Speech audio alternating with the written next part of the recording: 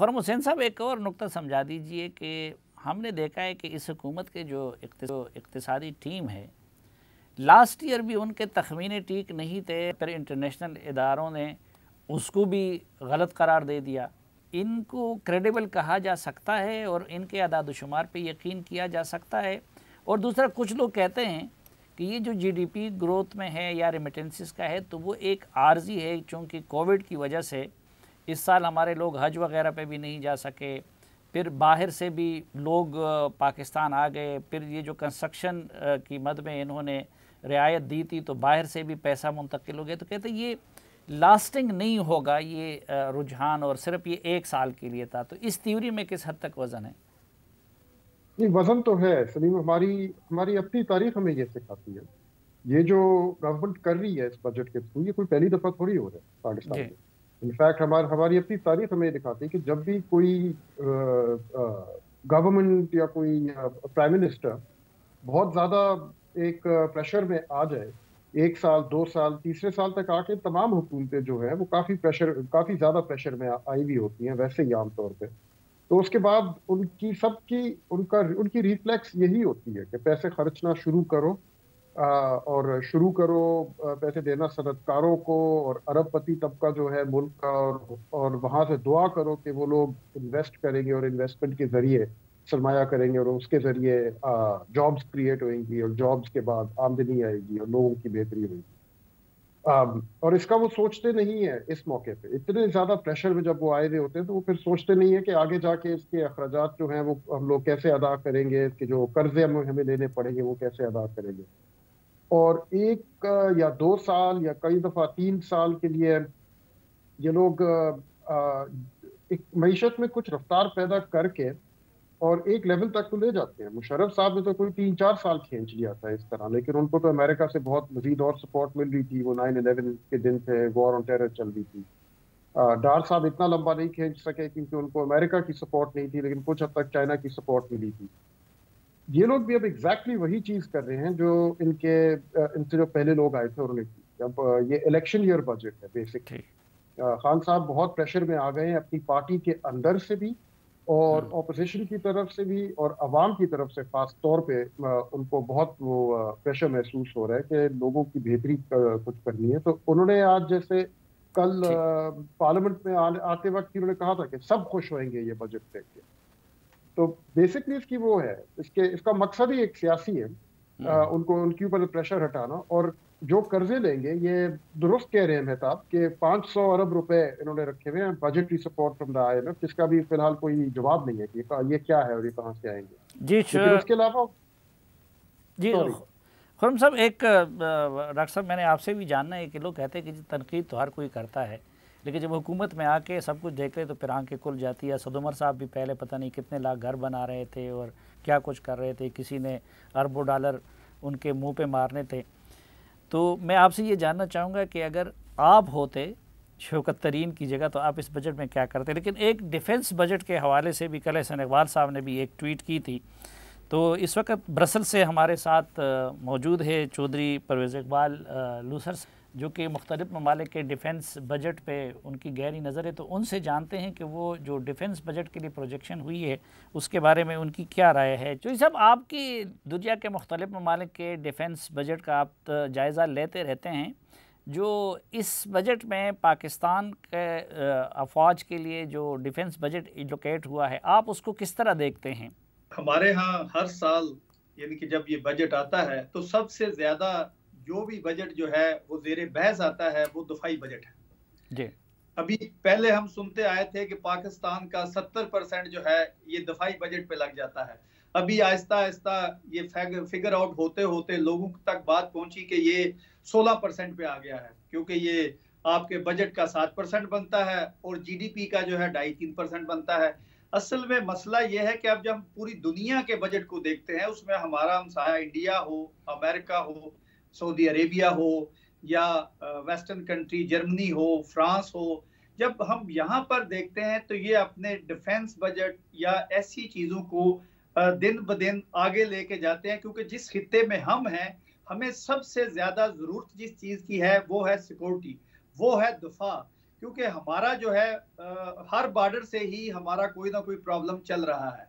हमारा मसला जो है, ये जब बहस होती है, बहस बुराए बहस होती है, इसमें ये कभी नहीं होता है कि ये मुल्क को हमने आगे ले जाना है, जगराफी लिहाज से हम कहाँ हैं, अभी नेटो की फोर्सेस चली जाएंगी सितंबर में, तो हम कहाँ खड़े होंगे, जब अमेरिका निकल जाएगा अफगानिस्तान से तो इंडिया हमारे साथ क्या करना चाहेगा। ये चीजों को हम देखते हैं। बहस जो है फौज के ऊपर तनकीद ज्यादा की जाती है, ना कि हकीकत में जो फौज काम कर रही है। अभी आप क्योंकि आप पश्तून बेल्ट से हैं, अभी जो अफगानिस्तान के इंटरनेशनली हम देखते हैं, ये जो बाढ़ फौज लगा रही है, ये बहुत बड़ा कदम है। इनका जो बजट है वो बढ़ना चाहिए बजाय कम होना चाहिए। लेकिन ये पिछले 2019-20 का 18 में जो प्रॉब्लम शुरू हुई, उसको हम देखते हुए जो हमारा दफाई बजट है, दुनिया के लिहाज से ये हमारा दफाई बजट जो है इंटरनेशनली हम देखें तो हमारा बजट बहुत कम है। अच्छा चौधरी साहब कतई कलामी माप ठीक है,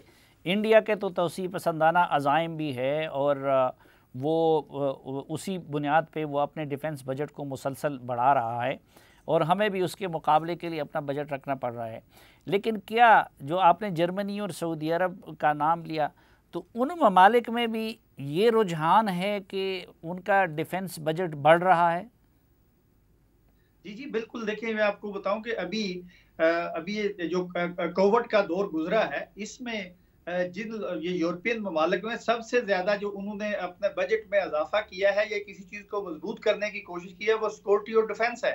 क्योंकि आपके मुल्क के अंदर जब ये ऐसी वबा आ जाती है तो उसको रोकने के लिए आपको अपनी फोर्सेज या इन चीजों की जरूरत पड़ती है। लेकिन सऊदी अरब का आप देखें, अभी हम अगर अपने एक फौजी का सऊदी अरब के साथ मुआवजा करें तो कहीं कितना जमीन और आसमान का फर्क है।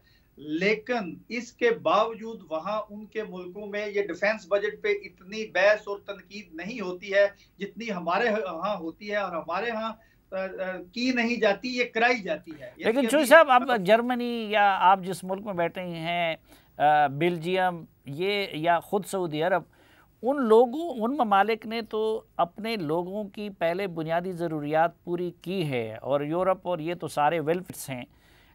लेकिन पाकिस्तान में तो इस वक्त एजुकेशन के लिए पैसा नहीं है, हेल्थ के लिए नहीं है। तो क्या उन ममालिक के साथ पाकिस्तान का मवाजना किया जा सकता है या फिर हम उनको फॉलो कर सकते हैं? देखिए, हमें इनको फॉलो करना भी चाहिए। और वो ये मुल्क जो है, अभी आप ये मैं जहाँ जिस जगह बैठा हुआ हूँ, यहाँ से कुछ 40 किलोमीटर पीछे 1815 में वाटरलू हुई थी, जो नेपोलियन की वो बड़ी मशहूर जंग है। अभी उसके बाद इन लोगों ने जो चेंजिंग लाई है की है, जो आपने कहा कि सिविल सोसाइटी बने हैं, और इन्होंने आकर अभी अपने लोगों को वेलफेयर की तरफ लेके गए हैं। जिस खित्ते में हम हैं, जोग्राफी लिहाज से जहां पर हम हैं, हमें सबसे पहले जो है जरूरत इस बात की है कि हमारे लेफ्ट राइट ऊपर नीचे से हमें दुश्मनों ने घेरा हुआ है। जब कोई मुल्क, अभी यूरोप में को भी जब कहीं ऐसे खतरात थे तो सबसे पहले ये अपना डिफेंस मजबूत करते थे। अगर हमारे हालात इन जैसे हो जाए तो फिर ठीक है, एजुकेशन की तरफ भी हमें तवज्जो देनी चाहिए। अगर हमने मुल्क और कौम को बदलना है तो सबसे ज्यादा इंपॉर्टेंट एजुकेशन है। लेकिन जिस मुल्क में आधे से ज्यादा बजट आपका जो है बिजली के ऊपर चोरी हो जाता हो, तो अभी फिर हम वेस्टर्न के साथ उसका मुआवजा नहीं कर सकते। हमें जरूरत इस बात की है कि हमें डिफेंस भी मजबूत करना है और अपने मुल्क को भी मजबूत करना है, कौम को एजुकेट करना है। उसके लिए अभी इंटरनेशनल एनवायरनमेंट जो कह रही है, पाकिस्तान एक बेहतरीन क्या कहते हैं, टूरिज्म के लिए बहुत अच्छा मुल्क है, लेकिन सिक्योरिटी ना होने की वजह से वहां लोग नहीं जा रहे। ये प्रोपेगेंडा भी है और इसमें हम कमजोर भी हैं। हमें ये मजबूत करने के लिए जब तक हम दफाई तौर पर, सिक्योरिटी तौर पर मजबूत नहीं होंगे, हम अपने मुल्क का, अपनी कौम का और इंटरनेशनली जो क्राइसिस है इनका मुकाबला नहीं कर सकते। बहुत शुक्रिया चौधरी परवेज इकबाल उसर साहब, हमें वक्त देने और हमसे बात करने के लिए। जी डॉक्टर साहब, तो अगर आप ये बजट बनाते हैं तो आप क्या करते हैं? साफ़ी साहब, जो मंशूर बनाया था 2018 में पीटीआई का, वो बड़ा खूबसूरत डॉक्यूमेंट था। बाकी सारी जमातों के मुकाबले में उनका मंशूर जो था, और वो इस वजह से मैं कह रहा हूँ कि उसमें 5 पाकिस्तान की कमज़ोरियों की साफ़ निशानदेही की गई थी और फिर उनके हल भी बताए गए थे। वो छोटा सा डॉक्यूमेंट है, 60 या 61 सफ़े का डॉक्यूमेंट है, और उसमें ये सारी चीज़ें मौजूद हैं। इनको पता था। देखिए ये कोई रॉकेट साइंस नहीं है कि हमने पाकिस्तान की सिमत को किस तरफ लेके जाना है, ये उस किताबचे में लिखा है। देखिए सबसे बड़ा मामला है इस्लाहात का, और इस्लाहात ना ये हुकूमत कर पाई है पिछले 33 महीने में, और ना इनसे पहली हुकूमतें कर पा रही थी। इस मुल्क के अंदर जो पोटेंशियल नज़र आता है आपको, वो नुकसानात बताते हैं, हुकूमती नुकसानात। देखिए प्राइवेट सेक्टर बड़ा कंपैरेटिव है इस मुल्क का। मैं समझता हूँ कि प्राइवेट सेक्टर इस खित्ते में किसी भी प्राइवेट सेक्टर के साथ compete कर सकता है अगर उनको हम इनपुट कॉस्ट लेवल दे दें। जो बिजली की कीमत इंडिया में है, बांग्लादेश में है, अगर वो कीमत यहाँ पे प्राइवेट सेक्टर को दी जाए, जो टैक्सेस के बोझ हैं वो मुकाबला, तो हमारा प्राइवेट सेक्टर किसी भी प्राइवेट सेक्टर से मुकाबला कर सकता। जो बोझ है इस रियासत के ऊपर वो हुकूमत खुद है। पब्लिक सेक्टर एंटरप्राइजेज़ के अगर आप बोझ गिनना शुरू करें तो तकरीबन सालाना 1800 अरब रुपए का बोझ बनता है। आप सोचिए कि यहाँ हम टैक्स इकट्ठा करने चले हैं 5000 अरब, 1800 अरब का वहाँ नुकसान कर देते हैं। 1000 अरब का बिजली के शोबे के अंदर नुकसान है जो हुकूमत खुद मानती है। 2.5 अरब डॉलर की अंदाजन गैस चोरी हो जाती है इस मुल्क के अंदर। इसको वो हम कहते हैं लो हैंगिंग फ्रूट, यानी कि फ्रूट है लटका हुआ, आपने सिर्फ तोड़ना है उसको। आप इनमें इस्लाहात ले आएँ, ये मुल्क की किस्मत बदल जाएगी। अच्छा मेहताब साहब, ये क्यों नहीं कर सके इस्लाहात, अपने मंशूर पे अमल क्यों नहीं कर सके? अगर बकौल इनके लीडर करप्ट भी नहीं है तो क्या वो माफियाज इनके साथ भी हैं, या वो जो वेस्टेड इंटरेस्ट वाले और बड़े बड़े ग्रुप्स थे कि जो हुकूमत को करने नहीं देते, वो इनके साथ भी लगे हुए हैं? क्यों नहीं कर सकी हुकूमत ये इस्लाहात? आप ये देखें सर कि पिछले 3 सालों में ये चौथे फाइनेंस मिनिस्टर है। 5 सेक्रेटरी फाइनेंस चेंज हो चुके हैं, 5वें हैं ये। 5 चेयरमैन FBR चेंज हो चुके हैं। 2 से 3 chairman board of investment change हो चुके हैं। तो जब आप एवरेज 4 से 5 या 5 से 6 महीनों की बुनियाद पे टीम को लाएंगे और आप उससे ये तवक्को रखेंगे कि वो कोई रिफॉर्म्स कर सकेंगे, उनको अपनी टेन्योर की सर्टेनिटी नहीं होगी तो रिफॉर्म कैसे होंगी? लेकिन वो ये कह सकते हैं कि चूंकि ये लोग हमारे लिए रिफॉर्म नहीं करते, हमारी तवक्को पे पूरा नहीं उतरते, हमारे मंशूर की तरफ, तो इसलिए मैं चेंज कर रहा हूँ। बुनियादी तौर पे इसका मतलब ये है कि आपने जब कंटेनर पे खड़े थे तो आप कहते थे 200 बंदे मेरे पास हैं, वो आएंगे तो इस मुल्क की तकदीर बदल देंगे।